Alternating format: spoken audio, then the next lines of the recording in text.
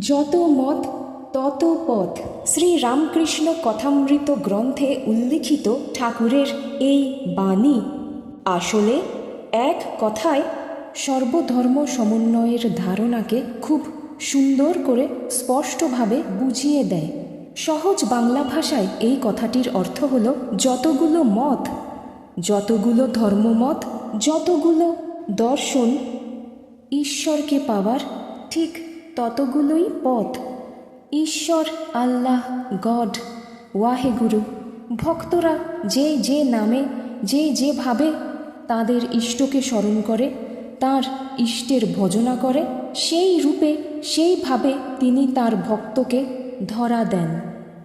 তিনি অনন্ত, অপার, কিন্তু আমরা অর্থাৎ জীবেরা সীমিত। আমাদের জ্ঞান, বোধ, অনুধাবন ক্ষমতা খুবই সীমিত। সীমিত করেই ঈশ্বর আমাদের পাঠিয়েছেন।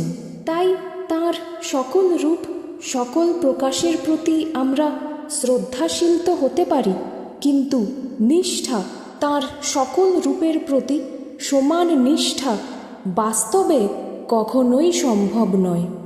দর্শক বন্ধুরা, আমি কিন্তু কোনো মন গড়া কথা বলছি না।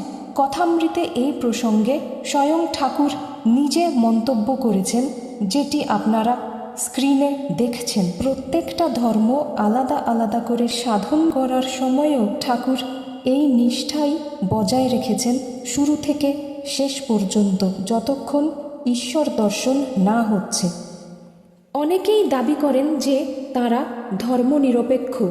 খুবই ভালো কথা। ধর্মনিরপেক্ষতা অর্থাৎ সেকুলারিজম একটি দর্শন, একটি পন্থা, যেটি আমাদের সকল ধর্মের প্রতি সমানভাবে শ্রদ্ধাশীল হওয়া এবং কৌতূহলী হওয়ার শিক্ষা দেয়। কিন্তু যারা প্রকৃত ধর্মনিরপেক্ষ, তাদের পক্ষেও সকল দর্শন, সকল মতবাদের প্রতি সমানভাবে নিষ্ঠাবান হওয়া কখনোই সম্ভব নয়।